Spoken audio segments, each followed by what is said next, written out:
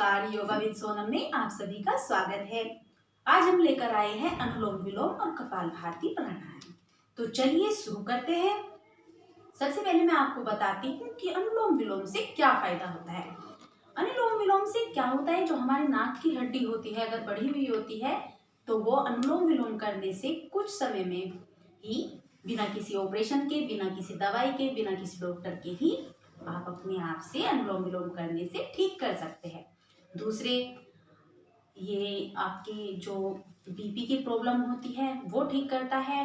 आपके फेफड़ों से जुड़ी जो बीमारियां होती है उनको ठीक करता है। आपकी इम्यूनिटी पावर बढ़ाता है, कंसंट्रेशन पावर बढ़ाता है। तो कुल मिलाकर अनुलोम विलोम करने से हमारी आधी क्या पूरी ही जो बीमारियां हैं वो लगभग ठीक हो जाती है। तो चलिए शुरू करते हैं। सबसे पहले चेक करते हैं अपने नाक को कि हमारी कोई सी नाक जो है बंद तो नहीं है। तो चलिए शुरू करते हैं। 3 बार इसको चेक करते हैं, 3 बार अपनी राइट को चेक करते हैं। राइट, अब क्या करते हैं, राइट अंगूठे से अपनी राइट तरफ की नोज को बंद करते हैं और गहरी लंबी सांस लेते हैं। और आपको लेफ्ट से सांस लेनी है और लेफ्ट से ही सांस छोड़नी है। इसको हम 3 टाइम करेंगे।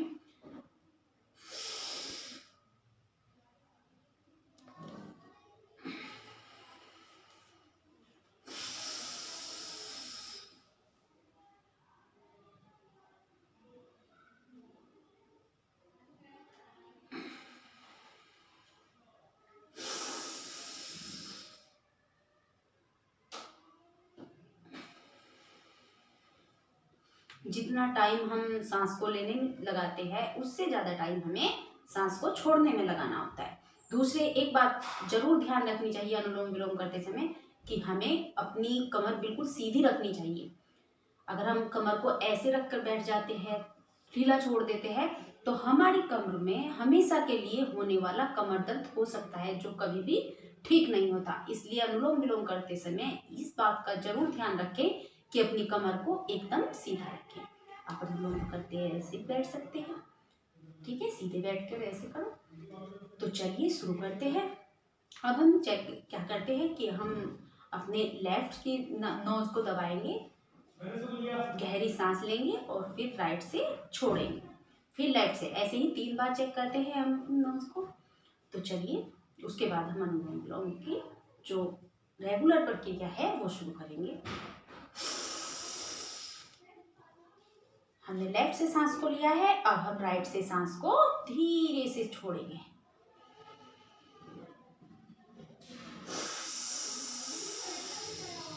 फिर लंबी सांस हम लेफ्ट से लेंगे और राइट से छोड़ेंगे।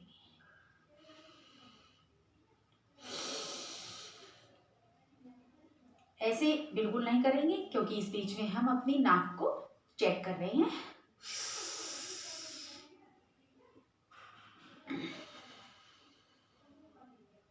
तीन बार हो चुके हैं। अब क्या करेंगे, अपने लेफ्ट वाली नोज को दबाएंगे और अपने हाथ को ऐसे रखेंगे अपनी इन 2 उंगलियों से ऐसे, ठीक है। ऐसे नहीं करना है, ये सही, इसकी जो सही तरीका नहीं होता है। अपने हाथ को उंगलियों से ऐसे।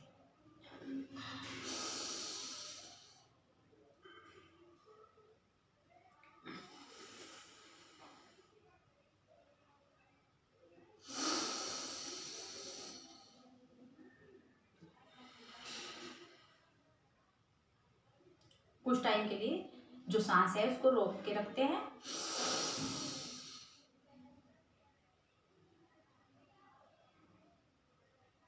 धीरे से सांस को छोड़ते हैं। जितना टाइम हम सांस को लेने में लगाते हैं उससे ज्यादा टाइम हमको सांस को छोड़ने में लगाना होता है। पूरा ध्यान अपनी सांसों पे रखना चाहिए। तो चलिए शुरू करते हैं। अब आपको क्या करना है, लेफ्ट नोज से, हाथ से अपनी नोज को दबाना है, ऐसे रखना है और राइट से सांस को लेना है। फिर राइट से लेंगे तो लेफ्ट से सांस को, जब हम लेफ्ट से सांस को अंदर लेंगे तो राइट से आप सांस को छोड़ेंगे। फिर जिस तरफ से हमने सांस को छोड़ा है उसी साइड से सांस को फिर अंदर लेंगे और अपने दूसरी साइड यानी लेफ्ट साइड से सांस को बाहर निकालते हैं। तो चलिए शुरू करते हैं। कुछ देर के लिए सांस को रोक के रखते हैं।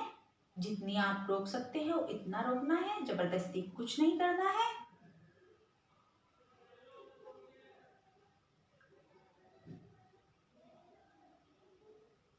उसके बाद धीरे से अपने राइट नोज से सांस को बाहर छोड़ना है। फिर इधर से ही सांस को अंदर लेना है।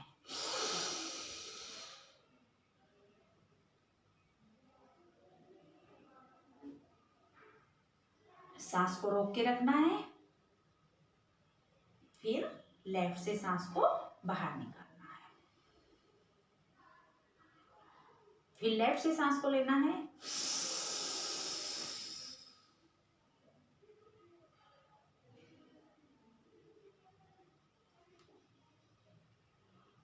और राइट से बाहर छोड़ना है। इस तरह से आपका एक राउंड पूरा है। यानी कि इधर से सांस को लिया, इधर से छोड़ा, फिर इधर से लिया और इधर से छोड़ा। आपका एक राउंड पूरा हो जाता है। तो चलिए एक बार और करते हैं।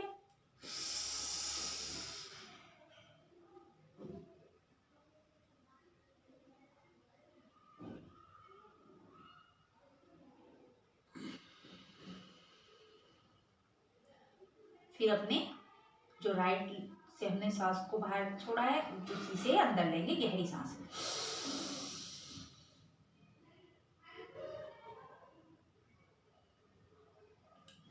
और लेफ्ट से सांस को बाहर छोड़ देंगे। इस तरीके से हमारा दूसरा राउंड पूरा होता है। ऐसे ही आप अब इसके शुरू में 5 राउंड लगाइए, फिर धीरे धीरे एक हर रोज बढ़ाते रहिए और इसके आप 20-25 तक राउंड लगा सकते हैं। उसी से आपको जो प्रॉब्लम होगी सब सही होगी। तो चलिए अगला राउंड करते हैं। अगर आपका यह हाथ दुख जाता है तो आप ऐसे भी बैठ सकते हैं। राइट से अंदर लिया है, कुछ देर के लिए रोक के रखते हैं और धीरे से सांस को बाहर छोड़ देते हैं। यहाँ हमारा आधा राउंड पूरा होता है। इसको पूरा करने के लिए फिर हम लेफ्ट से सांस को अंदर लेंगे जिधर से छोड़ा है,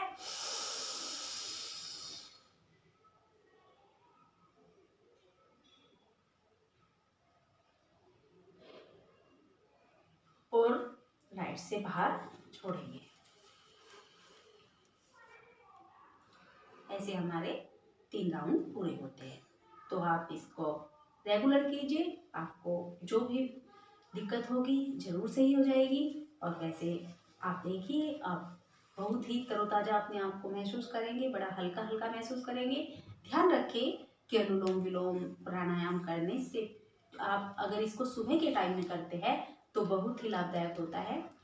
वैसे आप इसको अगर समय नहीं मिल पाता तो आपको शाम को समय मिलता है तो आप शाम को कर सकते हैं, लेकिन आपको खाना खाने के 2 या 3 घंटे बाद ही इसको करना है। खाना खाने के तुरंत बाद इसको नहीं करना है। अब करते हैं हम कपालभाति।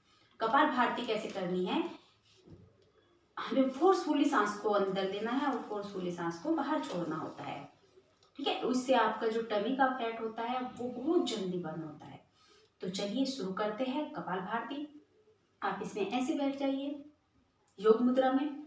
तो चलिए आप इसे पद्मासन में बैठ सकते हैं और सुखासन में बैठ सकते हैं। तो चलिए शुरू करते हैं।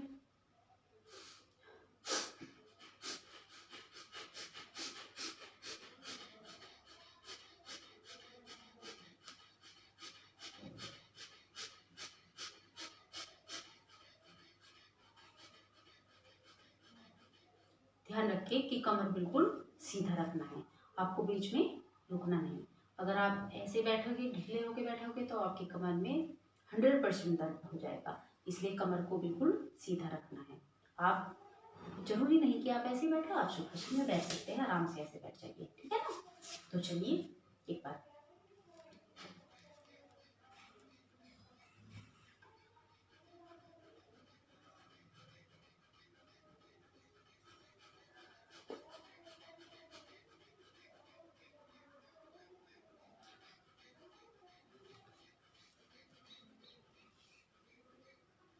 तो आपको ये दोनों प्राणायाम सुबह के टाइम में या शाम को जरूर करना है। इससे आप अपने आप को बड़ा ही तरोताज़ा महसूस करेंगे और आपके अंदर की जो बीमारियां हैं वो बहुत जल्दी ठीक हो जाएगी।